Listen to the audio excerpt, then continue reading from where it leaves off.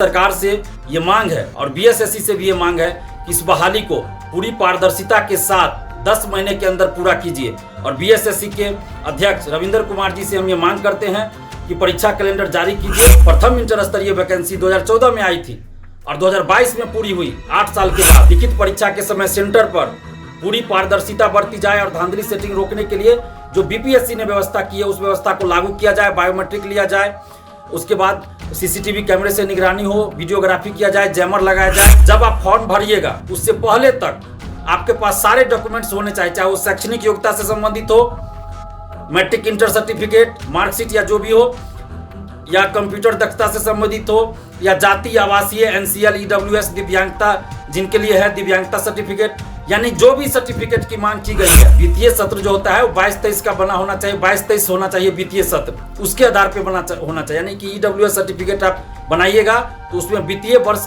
का जिक्र होना चाहिए 22-23। इस चीज का ध्यान रखिएगा। आपको जहां भी समझने में दिक्कत हो आप हमसे ही फोन करके पूछ लीजिएगा, लेकिन कोई भी चीज गलत मत भरिएगा। साइबर कैफे के कहने पे कुछ मत भर दीजिएगा। बीएसएससी इंटर स्तरीय वैकेंसी 9 साल के बाद आई है।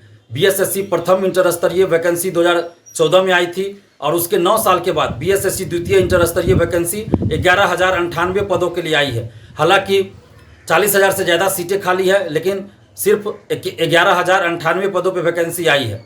खैर, इसके लिए भी सरकार को धन्यवाद, क्योंकि लंबे समय से लाखों अभ्यर्थी इस वैकेंसी का इंतजार कर रहे थे।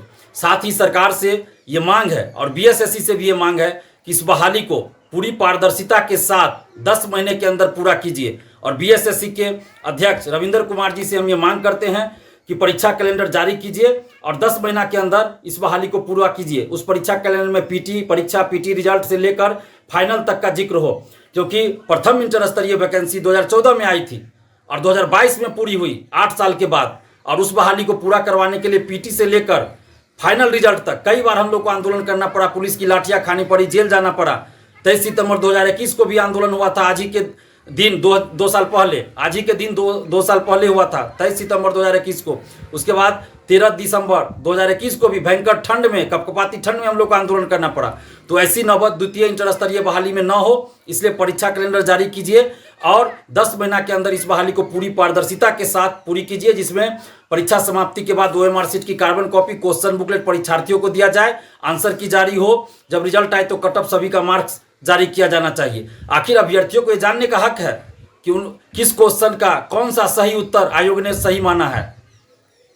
अभ्यर्थियों को जानने का हक है कि उनको कितना मार्क्स आया। अभी एसटीईटी में 50 से ज्यादा प्रश्नों के उत्तर गलत दिए गए थे, तो इसलिए अभ्यर्थियों को जानने का हक है कि आयोग ने किस उत्तर को सही माना है। और साथ ही लिखित परीक्षा के समय सेंटर पर पूरी पारदर्शिता बरती जाए और धांधली सेटिंग रोकने के लिए जो बीपीएससी ने व्यवस्था की है उस व्यवस्था को लागू किया जाए, बायोमेट्रिक लिया जाए, उसके बाद सीसीटीवी कैमरे से निगरानी हो, वीडियोग्राफी किया जाए, जैमर लगाया जाए, और भी जो व्यवस्था बीपीएससी के द्वारा अपनाई गई वो सारी व्यवस्था की जाए ताकि किसी भी तरह की धांधली सेटिंग ना हो। और बीएसएससी के अध्यक्ष से हम आग्रह कर रहे हैं कि ओएमआर शीट में एक ऑप्शन नॉट आंसर का भी सभी प्रश्नों के सामने दीजिए, ताकि बाद में जो गोला रंगने की बात होती है वो ना हो। और ओएमआर शीट जहां रखा जाए उसकी निगरानी सीसीटीवी कैमरे से भी होनी चाहिए। और अभ्यर्थियों से हम अपील करते हैं कि आप फॉर्म भरने से पहले विज्ञापन को 2 बार 3 बार अच्छे से पढ़ लीजिए। जहां आपको कुछ दिक्कत हो आप अपने शिक्षकगण से या किसी से या हमसे ही पूछ लीजिए। और जब फॉर्म भराना शुरू होगा 27 तारीख से 11 नवंबर तक डेट है, 27 अक्टूबर से 11 नवंबर तक फॉर्म भरने का डेट है, तो आप मान के चलिए कि 27 अक्टूबर से 5 नवंबर तक ही फॉर्म भरने का डेट है। क्योंकि होता क्या है कि अधिकतर लोग लास्ट समय में फॉर्म भरते हैं, जब 2 दिन 3 दिन बचता है तब भरते हैं। उस समय सर्वर स्लो हो जाता है और फॉर्म में कुछ ना कुछ गलती भरा जाता है और बाद में दिक्कत होता है। तो इसलिए ऐसी नौबत ना आए, तो आप मान के चलिए कि 5 नवंबर तक ही फॉर्म भरना है। और जब आप फॉर्म भरिएगा उससे पहले तक आपके पास सारे डॉक्यूमेंट्स होने चाहिए, चाहे वो शैक्षणिक योग्यता से संबंधित हो, मैट्रिक इंटर सर्टिफिकेट, मार्कशीट या जो भी हो, या कंप्यूटर दक्षता से संबंधित हो, या जाति, आवासीय, एनसीएल, ईडब्ल्यूएस, दिव्यांगता जिनके लिए है दिव्यांगता सर्टिफिकेट, यानी जो भी सर्टिफिकेट की मांग की गई है आप विज्ञापन को पढ़िए और जो भी सर्टिफिकेट की मांग की गई वो सारा सर्टिफिकेट आपके पास फॉर्म भरने से पहले बना हुआ होना चाहिए। एनसीएल के मामले में है कि 1 साल से अधिक का हो गया तो आपको स्व घोषणा पत्र भरना है, उसको ध्यान रखिएगा।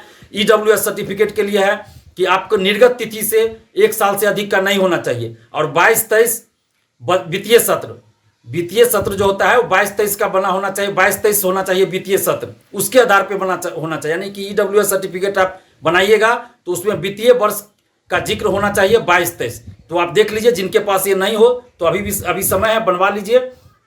और ये कोशिश कीजिए कि जब आप फॉर्म भरिएगा उससे पहले का आपका होना चाहिए, क्योंकि विज्ञापन में स्पष्ट लिखा हुआ है कि फॉर्म भरने से पहले आपके पास सारे डॉक्यूमेंट्स होने चाहिए। अगर आपके पास नहीं होगा तो फिर काउंसलिंग के समय आपको फॉर्म भरने से पहले की तिथि का खोजा जाएगा। अगर नहीं होगा तो फिर आप बाहर हो जाएगा नौकरी से।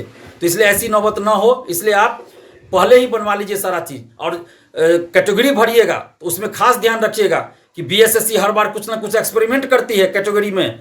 कभी ईबीसी को ईबीसी ना देकर एमबीसी दे देती है, तो इस चीज़ का ध्यान रखिएगा। आपको जहां भी समझने में दिक्कत हो आप हमसे ही फोन करके पूछ लीजिएगा, लेकिन कोई भी चीज़ गलत मत भरिएगा। साइबर कैफे के कहने पे कुछ मत भर दीजिएगा, इस बात का ध्यान रखिएगा। पहले विज्ञापन को 2-3 बार पढ़ लीजिए, उसके बाद जब फॉर्म भरिएगा वहां अगर कोई दिक्कत हो तो आप हमसे ही फोन करके पूछ लीजिएगा, या अपने शिक्षकगण से या सीनियर से। लेकिन साइबर कैफे वाले के कहने से कुछ मत भरिएगा, क्योंकि गलती होती है उसके बाद आपको सुधार इसमें नहीं होगा, बाद में सुधार का मौका नहीं दिया जाएगा। फॉर्म जब आप सबमिट करने जाइएगा तो सबमिट करने से पहले प्रीव्यू देख लीजिएगा, नाम का स्पेलिंग, पिता का नाम, डेट ऑफ बर्थ, सारा चीज देख लीजिएगा। जब आप संतुष्ट हो जाएगा कि सारा चीज सही है तभी आप फॉर्म को सबमिट कीजिएगा। और सबमिट करने के बाद सारा आप प्रिंट आउट निकलवा के अपने पास रख लीजिएगा और खुद से फॉर्म सामने रख कर भरवाइएगा।